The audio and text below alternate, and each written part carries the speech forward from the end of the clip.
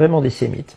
Donc à partir d'un moment de l'histoire, il y a eu une inversion de couleur, c'est-à-dire on est passé du noir au blanc, et là je vais peut-être vous choquer en vous disant que il n'est pas impossible que c'est à cette même époque, donc la Renaissance, nous avons donc l'ère romaine, donc une ère qui a probablement existé, et nous assistons à la fin, la fin, entre guillemets, de l'Empire romain, qui n'est pas vraiment la fin, puisqu'il va se transformer en religion, le christianisme.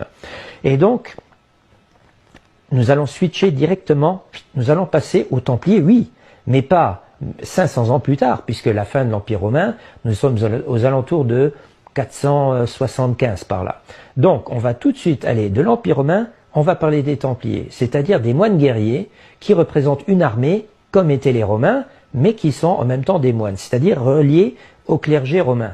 Et nous ne parlons pas de Moyen-Âge, mais nous sommes directement déjà à la Renaissance, c'est-à-dire à cette époque qui va marquer le commencement, une renaissance de quelque chose, c'est-à-dire de la fin de l'Empire noir pour passer à l'Empire blanc. Et c'est probablement aussi à ce moment-là que le christianisme va être blanchi. C'est-à-dire que la légende du Christ, qui est à la base une légende, comme je vous l'ai probablement dit dans d'autres vidéos, qui nous parle d'une légende d'un personnage qui s'appelle Osiris et de son fils Horus. Donc il faut s'imaginer que une nouvelle version de ce christianisme a été faite en Afrique, c'est-à-dire en Éthiopie. Et c'est même si vous allez sur le net, vous allez pouvoir voir des images, vous marquez Lalibela, vous allez voir une église chrétienne, mais qui est très ancienne, et c'est probablement un des premiers vestiges de ce qu'on va appeler la légende d'Osiris et d'Horus, mais dans sa version modernisée, c'est-à-dire ce qu'on va appeler plus tard après le christianisme. C'est pour ça que Yeru, ça va devenir Jésus. C'est le même personnage. Donc, mais c'est-à-dire c'est la continuité de la légende d'Osiris-Horus qui va devenir le christianisme noir en Éthiopie. Et quand cette élite blanche prend le pouvoir, ils vont en faire une version blanche avec un Christ blanc. Et on nous parle même qu'il y aurait une famille qui s'appelait Borgia. Ils auraient pris l'image, enfin le visage d'un de leurs fils qui s'appelait Cesare Borgia. Ils en auraient fait cette image de Christ, c'est-à-dire un homme blanc avec des cheveux un peu plus longs et une barbe plus longue. Et c'est ça qui aurait donné cette image du christianisme blanc, mais qui à l'origine, et encore une fois, ça nous provient des Kémites, du peuple noir. Et donc, c'est cette volonté farouche d'effacer toutes les traces des peuples noirs, donc, c'est là, à partir de la Renaissance, où tout va être blanchi, c'est-à-dire toutes les légendes qu'on connaît à droite à gauche, un effaçage en bonne et due forme de toute leur histoire. Voilà, tout d'un coup est associé au peuple élu, c'est-à-dire les Sémites qui vont dire c'est nous les peuples qui avons souffert dans les exploitations. Donc je veux dire, ils étaient exploités par les pharaons pour construire les pyramides, etc. Nous sommes le peuple qui avons souffert, etc. Alors qu'en réalité, c'est pas vrai. Ils ont pas été là avant tout le monde. Ils sont venus derrière. C'est-à-dire, c'est la dernière religion qui est apparue. Et nous avons même des historiens comme par exemple Shlomo Zant, qui est un historien qui habite en Israël, donc, et il dit lui-même, notre histoire n'est pas aussi vieille. C'est quelque chose qui est, le roi David, le roi Salomon ont été inventés, et là on comprend que c'est rien d'autre qu'un plagiat, c'est-à-dire un blanchiment d'une légende qui ne leur appartient pas.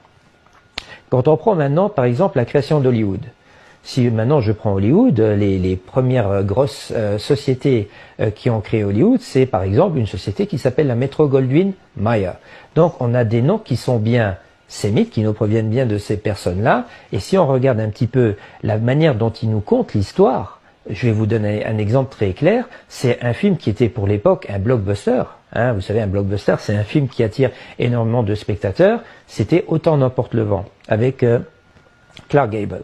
Donc si on prend cette histoire, donc un film hollywoodien, tourné dans les années 30, nous avons une famille de blancs, donc des personnes qui ont même des esclaves, qui travaillent dans les plantations de coton, et puis nous avons en fond de l'histoire, nous avons cette guerre de sécession qui oppose les nordistes et les sudistes.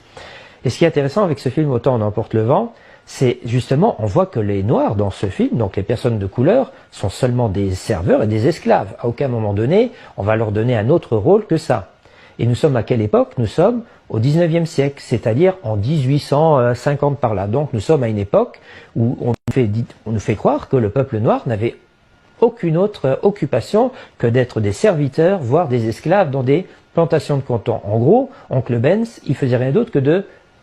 là, il n'était pas en train de cueillir du riz, mais du coton. Pourtant, si on va faire des petites recherches dans certaines archives américaines, et je peux vous dire que cette information est de source sûre, eh bien, on découvre des documents qui certifient des facultés de médecine à cette même époque, c'est-à-dire au 19e siècle, en 1870, où il y avait des professeurs qui enseignaient la médecine, mais qui étaient noirs. Donc, il y a quelque chose qui cloche. Hollywood nous dit que, à cette époque, les Noirs étaient que esclaves, et dans des documents, dans les archives américaines, on nous dit qu'il existait déjà des professeurs en médecine qui avaient la peau noire. Donc, est-ce qu'il n'y aurait pas eu une volonté de nous cacher quelque chose de l'histoire? Encore une fois, je vous dis, Michael Jackson lui-même nous fait une allusion. Do you remember the time? Est-ce que tu te souviens du temps où nous, le peuple noir, nous avions accès à tout? C'est de nous que viennent toutes les grandes sciences que nous connaissons encore aujourd'hui. Un autre exemple hollywoodien assez rigolo, c'est les Tex Avery. Donc Tex Avery, ce sont des dessins animés qui ont été aussi, pour la plupart, tournés dans les années 20, 30, 40, etc. Et quand on nous montre des noirs, limite, ils ressemblent à des singes, et si possible avec un os soit dans le nez, soit dans les cheveux. Et donc on nous fait allusion qu'ils seraient des cannibales, etc. Donc moi je peux vous dire de source sûre, encore une fois, que le cannibalisme n'a jamais eu lieu en Afrique.